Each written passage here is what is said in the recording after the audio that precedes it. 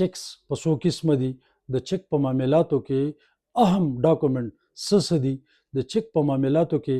اف آی آر به کیږي څنګه، د چې اف آی آر وشي دا ملزم به سزا کیږي څنګه، دا ملزم به د سزا نه بچ کیږي څنګه، د کمې پیسو باندې چې اف آی آر شوی دغه پیسې به تا ته ریکور کیږي څنګه، او د چیک په معاملاتو کې په کوم قسمه چیک باندې اف آی آر کېدی شي، په کوم قسمه چیک باندې اف آی آر نشي کېدی. تا ته چا چیک حواله کو خو د دستخط نه انکار وکړو، یا دا پلی واغستا چې زمانه په زور غسته، یا دا چیک زمانه ورک شوی د مونته دی، او نور ډېرې اهمې خبرې د چیک په حواله سره دا به مونږ نن زده کوو. خو د مخکې تلونه مې درخواست دا دی چې تاسو دا خبره پوره اورئ چې د ډېرو سوالونو ضرورت به بیا انشاءالله تاسو ته نه پیښیږي. هر هغه چیک چې هغه د فولفیلمنٹ اف ان اوبلیګیشن، یعنی مطلب دا دی څه د فرایضو د پوره کولو دپاره یا د قرضې د واپس کولو دپاره، دا تا ته چا په بدنیتۍ باندې حواله کو، یعنی دا بدنیتي وه چې د دغه په بینک کې پیسې نه وي خو تا ته چیک حواله کو، نو د 489 اف 489 اف پاکستان پینل کوډ تحت په دې سړي باندې اف آی آر کېدی شي. اف آی آر به څنګه کېږي، نو ته چې کوم اوریجنل چیک دا به بینک ته ووسي او منیجر صاحب ته به پیش کړي، کو پیسې پکې نه وي نو منیجر صاحب به دې سره ستا سره یو سلیپ ملګری کړي، ډسانډر سلیپ چې څه ته وایي، او دغه میمو به تاسو راواخلئ، باقاعده هغوی به پکې دا درج کړي چې انسفیشنټ بیلنس په وجه باندې دا چیک ما تا ته واپس کو. د هغې سره به تاسو ښه خبره دا ده زباني په ځای چې یو درخواست ولیکئ، او د هغې درخواست سره تاسو خپل ډاکومنټ، کوم ډاکومنټ ضروري دي، نو چیک یوازې نه بلکې دا ده چې کوم سټامپ یا عام کاغذ باندې لیکل یا د بارګین په پاڼه باندې لیکل، دغه تاسو ورسره د ګواهانو نومونه او دا تاسو په درخواست کې ولیکئ او سچوتی ورکئ، او په دې کې تاسو دا هم ولیکئ چېرې دا په پلاني ټایم ما له راکړی، بیا په پلاني ټایم ما بینک ته وړی او په پلاني ټایم باندې دا ماته واپس شو، او که په دې کې څه لیټوالی راغلی نو چې د هغې وجه پکې مو لیکئ. دا د چیک د اف آی آر دپاره انتهایي ضروري ده. که فرض کا تاسو ته په تانه کې ریلیف میلاو نه شو، یعنی ایس ایچ او صاحب تاسو له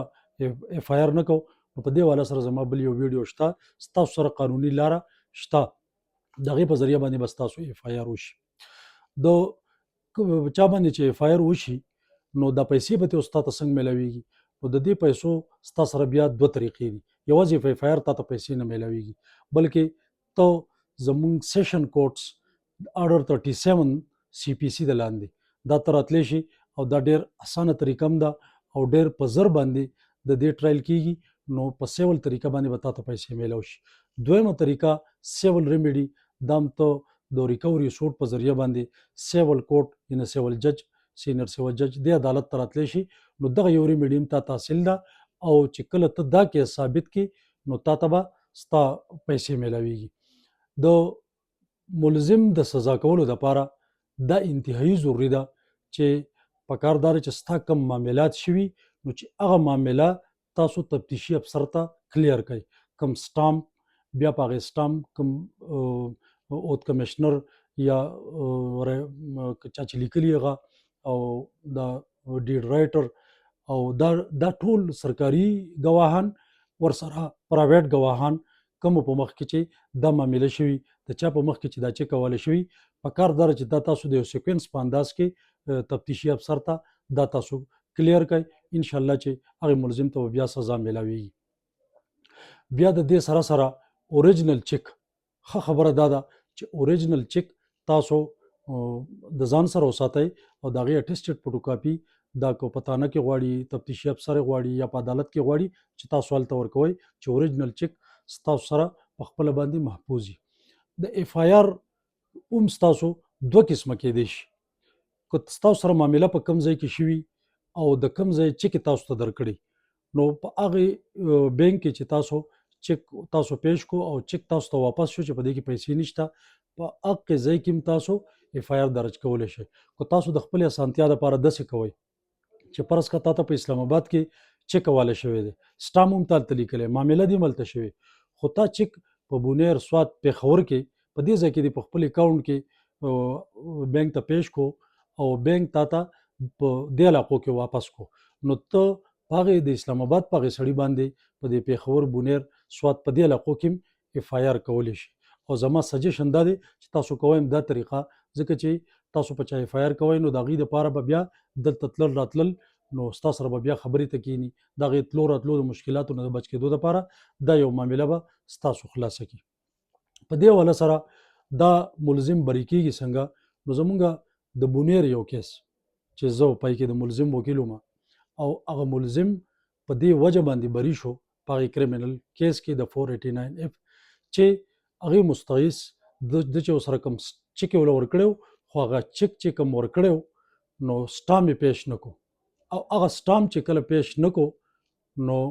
د هغې سټامپ په نه پیش کېدو باندې او د اوریجنل چک چې دی هغه هم په عدالت کې پیش نه کړی شو، نو د هغې بنیاد باندې عدالت هغه ملزم چې دی هغه بیا بری کو او هغه چک هغه خپل ثابت نه کو. په دې د چکس په حواله سره فرض کا چا چک ورکړی دی او د سړي انکار وکړو چېرې دا دستخط زمانه دی یا د سړي زمانه دا چک په زور اغستی دی او یا زه دوکه کړی یم زمانه اغستی دی یا دا چک زمانه ورک شو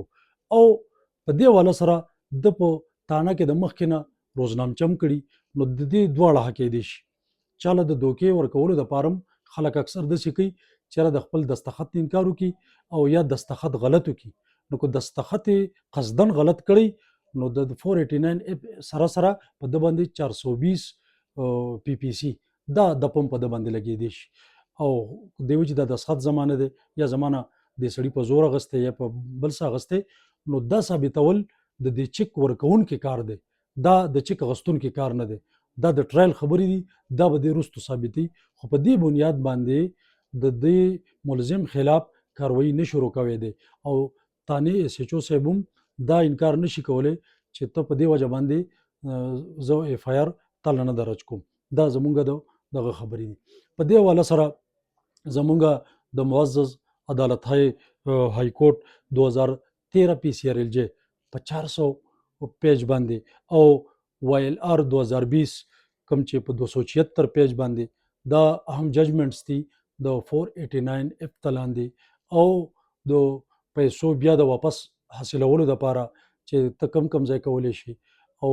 نور هم په دې لحاظ سره نو زما درخواست دا دی چېرې تاسو کله د چک معامله کوئ نو یوازې چک نه بلکې د هغې سره هغه ټول سیکوینس او سټامپ کاغذ ګواهان دا ټول څیزونه برابرول نو بیا به تاسو ته خپل پیسې واپس میلاویږي. ملزم به د سزا نه بچ کیږي څنګه په 489 اف کې، نو دا به انشاءالله تعالی مونږ په آینده ویډیو کې وایو. وما علینا الا البلاغ.